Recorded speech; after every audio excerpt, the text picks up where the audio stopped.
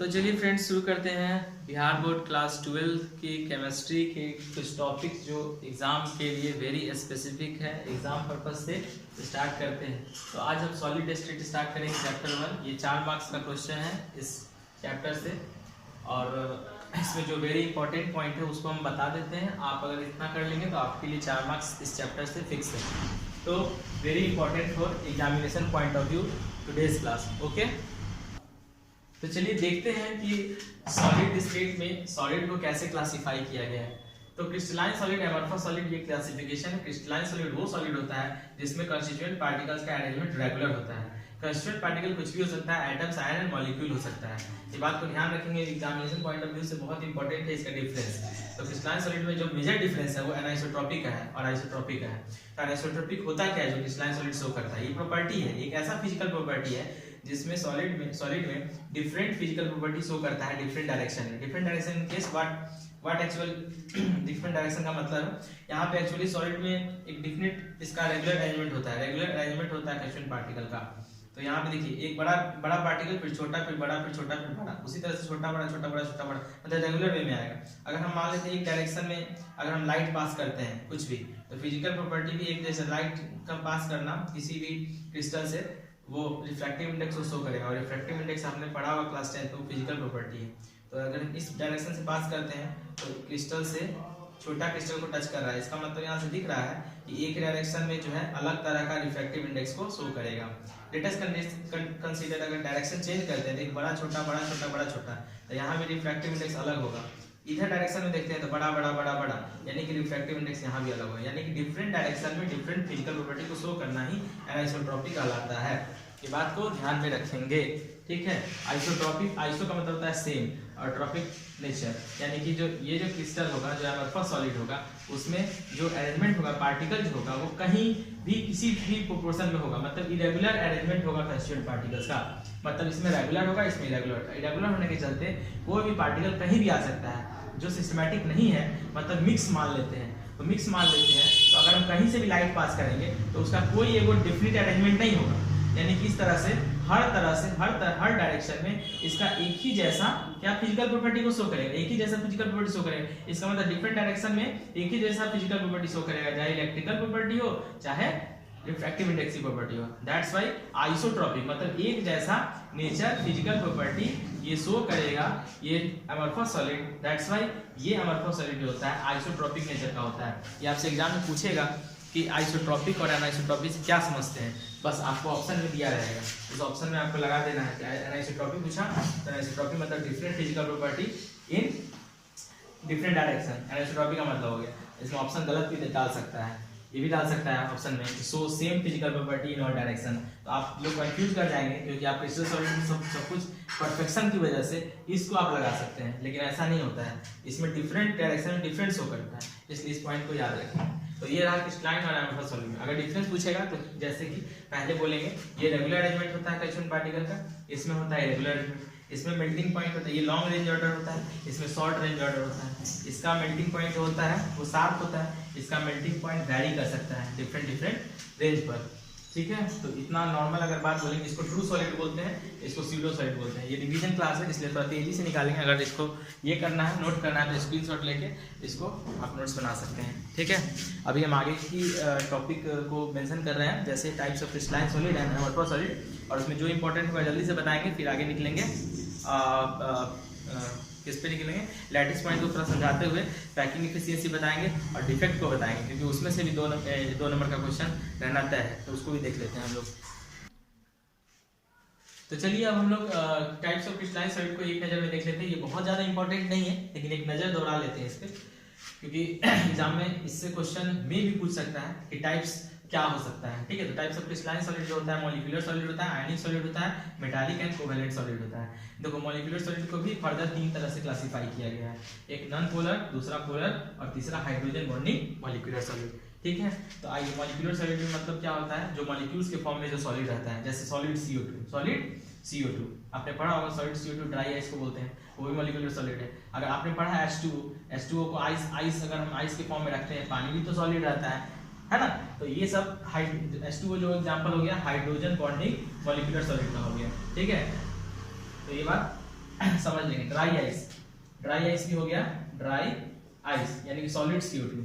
Solid CO2 भी जो है उसमें भी नहीं, उसमें हाइड्रोजन बॉन्डिंग नहीं होता है, लेकिन H2O में होता है। H2O के साथ अगर हम मोर इलेक्ट्रोनेगेटिव एलिमेंट हम डालते हैं जैसे हाइड्रोजन फ्लोराइड इस तरह का, तो यहाँ पे भी हाइड्रोजन बॉन्डिंग को क्रिएट करता है H2O के साथ। हाइड्रोजन का जो भी स्पेसिफिक जैसे कोई भी एसिड डाले तो H3PO plus H3O plus hydrogen ion के फॉर्म में भी सॉलिड बनाता है इस तरह का, ठीक है।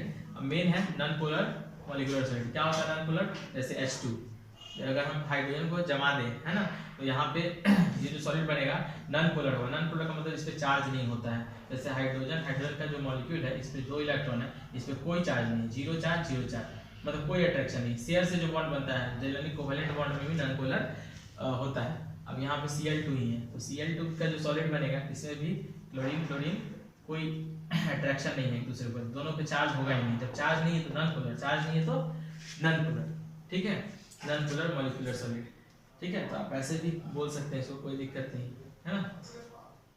कोई मॉलिक्यूल है जिसमें चार्ज ही नहीं है, जिसमें चार्ज ही नहीं। अब देखो पोलर मॉलिक्यूलर सॉलिड को जरा देखते हैं। पोलर मतलब चार्ज जनरेटर, जैसे HCl की सॉलिड बनाते हैं तो हम एसिड HCl को जमाते हैं। अब इसमें क्या होता है, देखो HCl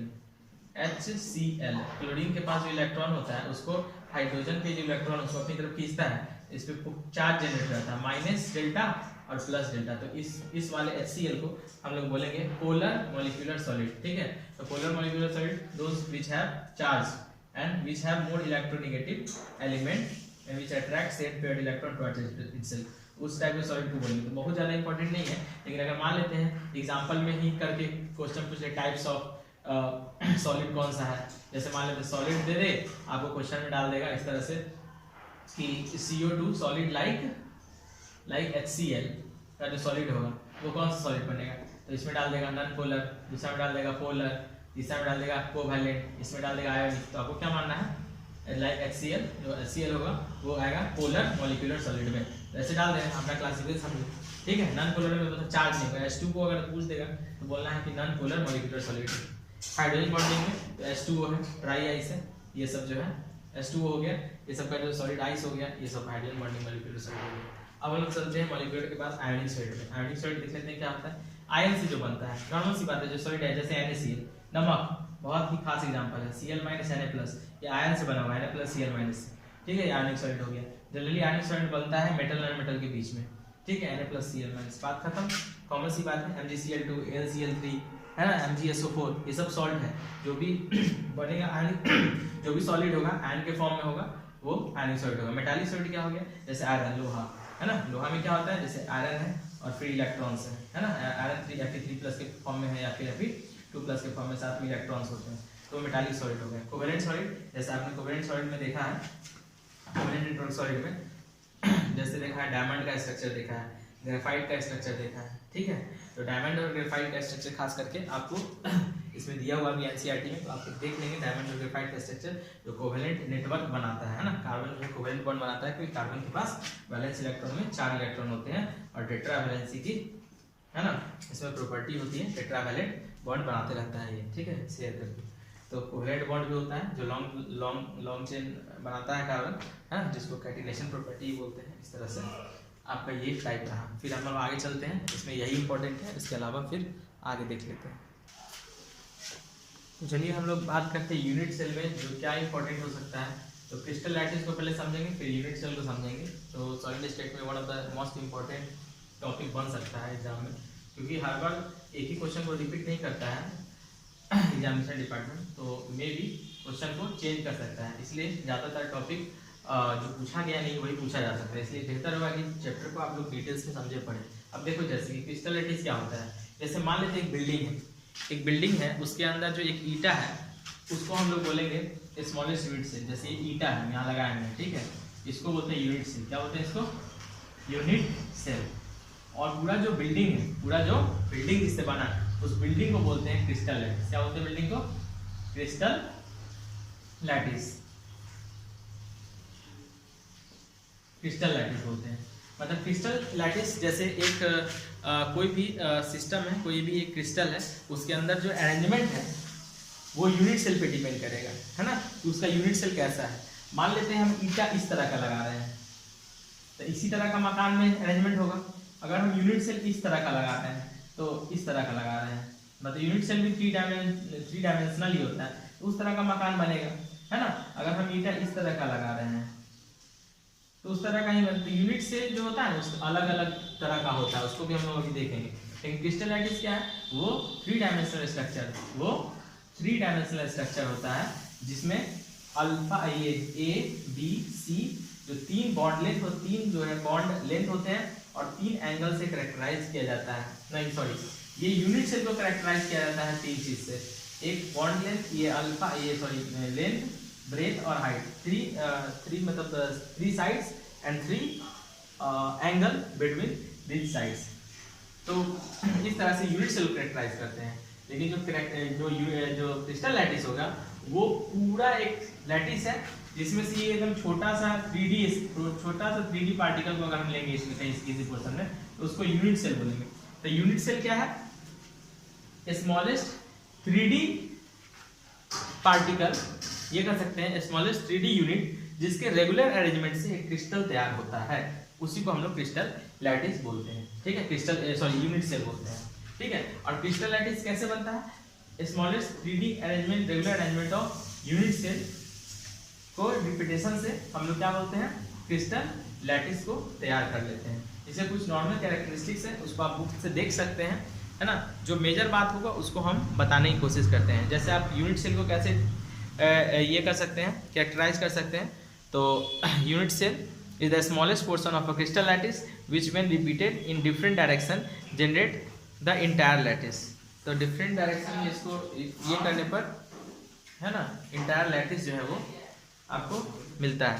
ठीक है, अब जैसे देखिए यूनिट सेल को जो है तीन तरह से कैरेक्टराइज किया गया है, जिसमें तीन एंगल है। जैसे आप सुनिए, the dimension along the three axes A B C, है ना। तो ए बी सी आप देख रहे हैं, तीन एजेस है और इसके बीच में तीन एंगल होगा। देखो ए और सी के बीच में बीटा एंगल लेते हैं और ए और बी के बीच में जो है यहाँ ये अभी अंदर से वो गामा एंगल ले लेंगे, गामा, और बी और सी के बीच में हम लोग क्या लेंगे, अल्फा ले लेंगे।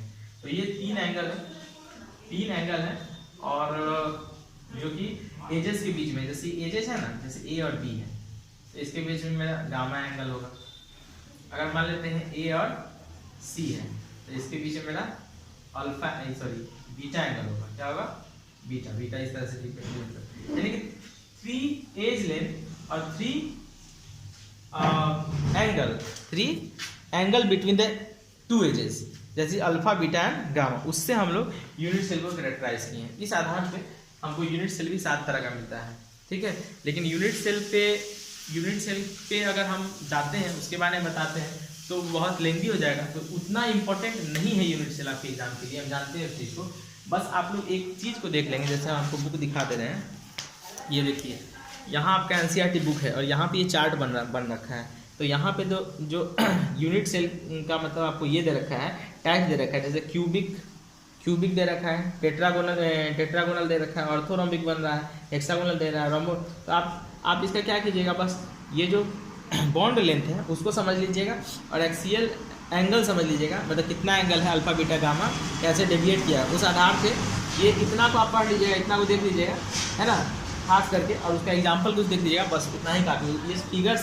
इस फिगर से आपको कोई मतलब नहीं होना चाहिए। ठीक है, एग्जाम में उतना चीज पूछने नहीं जाएगा, बस इतना ही आपको यूनिट सेल में देख देना, यूनिट सेल के उतने टाइम। अब हम लोग सबसे इंपॉर्टेंट बात करने जा रहे हैं कि यूनिट सेल को देखने जा रहे हैं कि यूनिट सेल को किस तरह से कैटेगराइज किया गया है, जो ज़्यादा थोड़ा इंपॉर्टेंट होगा उस चीज़ को हम लोग देख लेते हैं।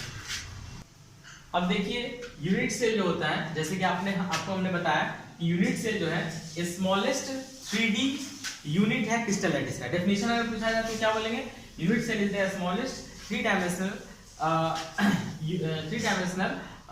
Portion of a crystal lattice, that's it. ठीक है, अब देखिए यूनिट सेल को मेन कैरेक्टराइज किया गया है। पहला प्रिमिटिव यूनिट सेल या फिर सिंपल यूनिट सेल, दूसरा है इसका ए पोर्शन ये है और बी पोर्शन है सेंटर्ड यूनिट सेल। इसका मतलब कि प्रिमिटिव क्या होता है, बहुत ही सिंपल है, देख लो।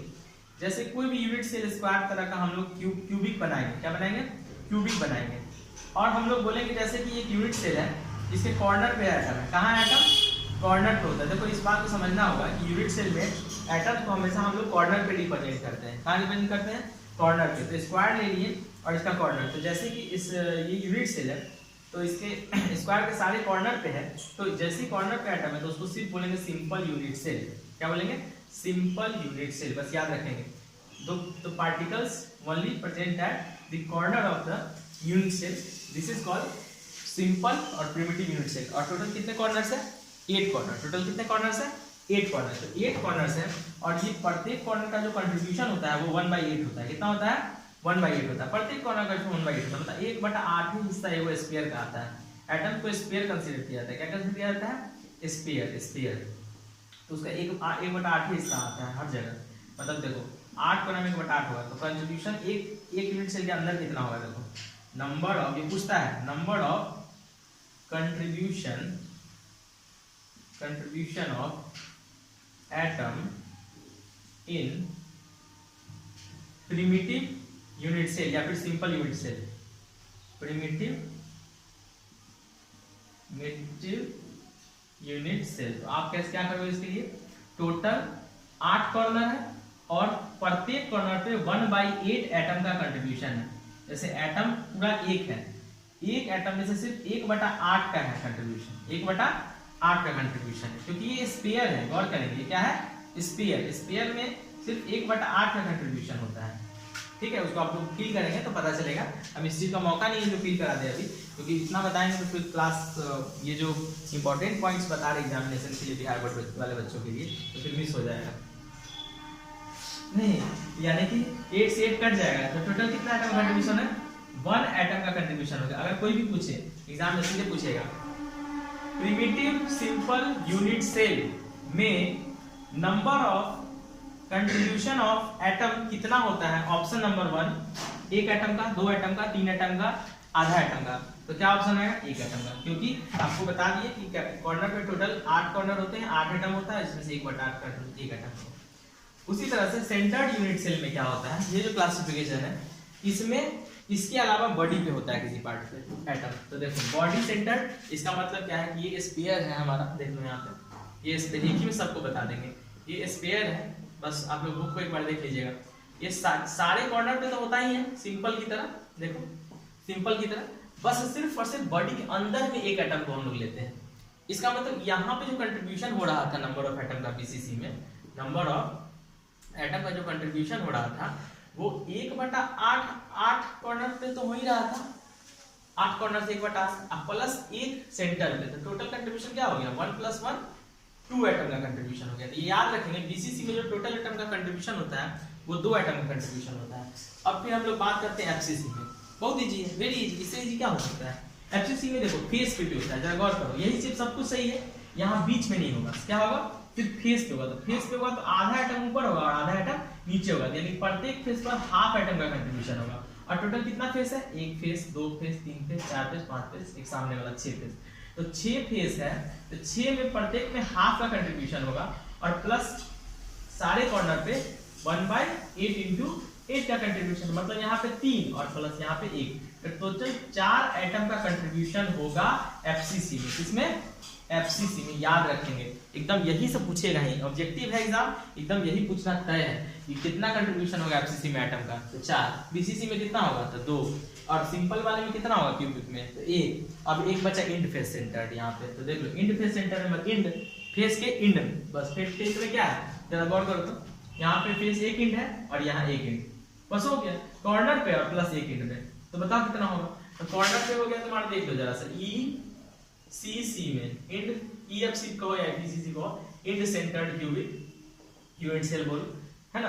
तो इस ECC में क्या होगा? एक तो कॉर्नर पे हमेशा रहना है 1/8, अब प्लस क्या होगा? आधा ऊपर और आधा नीचे, क्योंकि आधा तो बाहर रहता है ना, आधा ही एक स्फीयर का अंदर रहता है। तो यानी कि 1/2 जाएगा 2 फेस के सिर्फ और सिर्फ। तो 1 + 1 कितना हो गया? 2 एटम।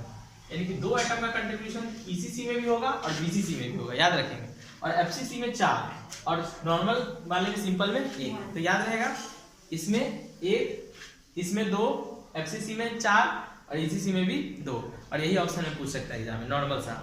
अगला पॉइंट है पैकिंग इफिशियंसी, जो वेरी वेरी इंपॉर्टेंट है। सीधे पूछेगा कि इसका पैकिंग इफिशियंसी कितना होता है FCC का, क्योंकि पैकिंग इफिशियंसी मतलब क्या है? ये जो क्यूब के अंदर कितना पैक मतलब टोटल क्यूब का वॉल्यूम और उसके अंदर एटम का कितना वॉल्यूम है, उसी से पता चलता है कि यूनिट सेल में कितना पैकिंग एफिशिएंसी है, मतलब क्षमता क्या है, उसके अंदर कितना आइटम्स जो है वो लाई करता है, उसको हम लोग देख लेते हैं जो बहुत इंपॉर्टेंट है। फिर हम लोग डिफेक्ट बताएंगे, बस चैप्टर खत्म। तो शुरू करते हैं कि सबसे इंपॉर्टेंट टॉपिक है यहाँ पे जो इसके बाद है वो डिफेक्ट, और ये उससे पहले ये, तो इससे डायरेक्ट क्वेश्चन ऑब्जेक्टिव बनेगा। पैकिंग एफिशिएंसी देखो होता क्या है, मान लेते हैं ये क्यूब है, ठीक है, जो कि यूनिट सेल आपको पता है, यूनिट सेल के अंदर कितना सारा मतलब ये है एटम्स अंदर में है, यूनिट सेल के अंदर जितना ज्यादा एटम उतना ज्यादा पैकिंग एफिशिएंसी, उतना ज्यादा टाइट एटम होगा, पैक एटम होगा। तो पैकिंग एफिशिएंसी मतलब एटम उसके अंदर उसका स्पेयर, मतलब जो स्पेयर के फॉर्म में जो एटम हम लोग लेते हैं उसका कितना पोर्शन इसके अंदर है। तो अभी हम लोग इससे पहले देखे थे क्या, देखे थे कंट्रीब्यूशन ऑफ एटम, तो जिसमें ज्यादा कंट्रीब्यूशन ऑफ एटम होगा उस ज्यादा पैक्ड होगा, सॉरी सी बात है। तो आप देखिए जैसे कि पैकिंग एफिशिएंसी हम देखते हैं सिंपल यूनिट सेल का, ठीक है, तो 52% आता है। कैसे आता है, तो देखो volume of number of sphere, जैसे इसके अंदर यूनिट सेल में आपने देखा था कि कितना नंबर ऑफ स्पेयर था, तो एक स्पेयर का टोटल आ रहा था 1/8 × 8 एक स्पेयर का आ रहा था, और उसका वॉल्यूम का स्पेयर का वॉल्यूम होता है, एटम को स्पेयर मानते हैं तो वॉल्यूम डाल दो इनटू परसेंटेज के लिए 100 डाल दो, और नीचे वॉल्यूम ऑफ क्यूब, ये क्यूब, और इसका जो रेडियस का और साइड का जो रेशियो है स्पेयर वॉल्यूम के स्पेयर के रेडियस और स्क्वायर ये क्यूब के साइड का जो रेशियो है वो है A = 2। तो आप उसको ए की जगह पे यहाँ डाल दीजिए, देखो यहाँ 2 डाल दिए हैं और यहाँ पे कैलकुलेट कर दिए हैं नॉर्मली, आप 52.4 आ जाएगा इसका। उसी तरह से बीसीसी में देख लो, ये जो जगह छेकेगा अंदर में एटम वो 68% होगा, और एचसीपी और सीसीपी में 74% होगा। याद रख लो, कोई दिक्कत नहीं है, याद रखोगे सीधा एग्जाम में आएगा, सीधे डाल दोगे।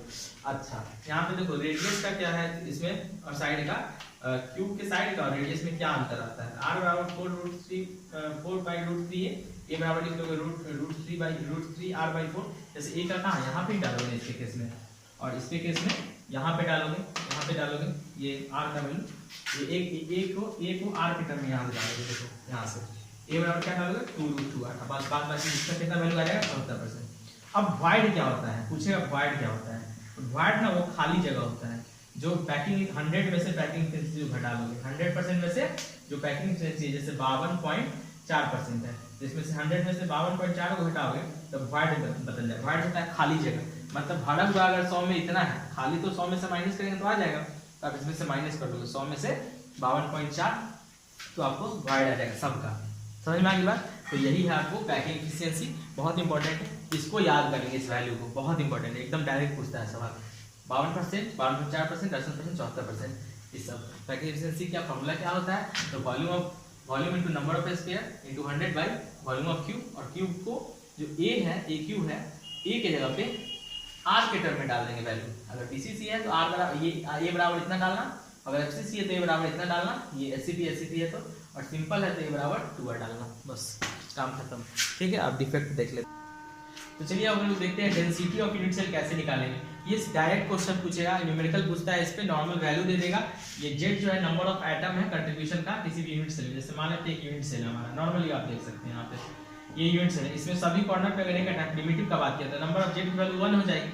अच्छा मास ऑफ 1 एटम आपको देना होगा ना, मान लेते हैं कि कितना मास ऑफ एटम क्या होता है, तो मास ऑफ एटम जैसे कोई भी एटम के बारे में पूछ दिया तो उस एटम का मोलर मास डालेंगे m, और एवोगाड्रो नंबर से डिवाइड कर देंगे तो एक एटम का मास आ जाएगा। m/na जो रेशियो होता है वो एक एटम का मास देता है, क्योंकि इतना में 6.01023 एटम को मोलर मास से डिवाइड करेंगे तो एक एटम का मास आ जाएगा। ठीक है, उसके बाद वॉल्यूम, देखो मास बाई वॉल्यूम डेंसिटी होता है, तो ये मास का खेला हो गया इतना, number of atom into mass by volume एक, यानी कि इसका जो एज का जो लेंथ होगा वो आप डाल देंगे। सब कुछ डालने के बाद कट कुट के आपको वॉल्यूम पता चल जाएगा। वैसे नॉर्मली एग्जाम में ज़्यादातर चांस है आपसे पूछेगा, अगर इस तरह का न्यूमेरिकल दे दिया तो बना लेंगे, नहीं तो डायरेक्ट फार्मूला ही पूछ सकता है कि डेंसिटी रॉ बराबर फार्मूला क्या होता है, Zm/Na AQ होता है कि नीचे जेड कर देगा ऊपर, मतलब आपको घुमा फिरा के कुछ पूछ सकता है, बस याद कर लेंगे इस फार्मूला को, ये भी काम है। अगर पूछेगा तो नॉर्मल वैल्यू डाल के भी आप सॉल्व कर सकते हैं, और ऑप्शन भी आपको दिया हुआ है, जो नियरेस्ट आएगा उसमें टिक मार देना है, दैट्स इट। तो ये हो गया आपको डेंसिटी निकालने का फार्मूला।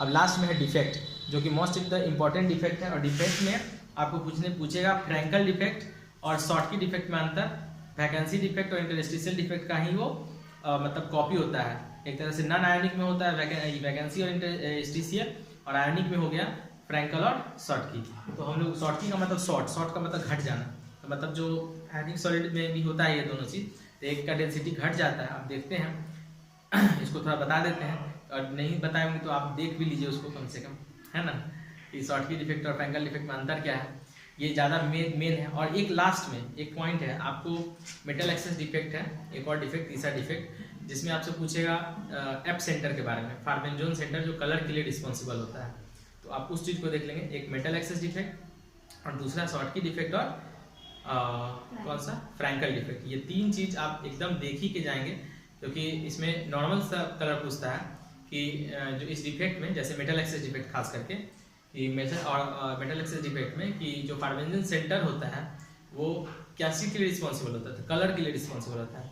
अगर हम क्रिस्टल को हिट करते हैं तो वहाँ पे इलेक्ट्रॉन जो है वहाँ पे मतलब खाली जगह हो जाता है, उसके जगह पे इलेक्ट्रॉन आ जाता है, तो इलेक्ट्रॉन आने की वजह से वहाँ पे कलर जो है क्रिस्टल का चेंज होना शुरू होता है। जैसे कि NaCl जो होता है येलो में कन्वर्ट हो जाता है, जो आयनिक क्रिस्टल है, और LiCl जो है वो पिंक में कन्वर्ट हो जाता है, और KCl जो है वो वायलेट में कन्वर्ट हो जाता है। डायरेक्ट क्वेश्चन पे रहता है, एप सेंटर किस चीज़ के लिए रिस्पॉन्सिबल है, तो कलर के लिए रिस्पॉन्सिबल है क्रिस्टल। ऐसा कि किस डिफेक्ट में होता है एप सेंटर एराइज होता है, ये मेटल एक्सेस डिफेक्ट में एराइज होता है। ठीक है, समझ में आई बात। तो मेटल एक्सेस डिफेक्ट दो तरह से होता है, कैटायनिक वैकेंसी और दूसरा एनायनिक वैकेंसी। ठीक है, तो उसको आप देख लेंगे, मेनली एप सेंटर का क्वेश्चन आता है, उसको ध्यान में अपना रखना है। और उससे पहले है शॉर्ट की डिफेक्ट और फ्रैंकल डिफेक्ट। ठीक है, तो शॉर्ट की डिफेक्ट मतलब शॉर्ट कर देना, शॉर्ट मतलब कम हो जाना, यानी कि जनरली जो आयंस जो होते हैं हिट करने पर कम हो जाते हैं, और जनरली कटायंस और अनायन में छोटा कौन होता है, तो कटायन छोटा होता है।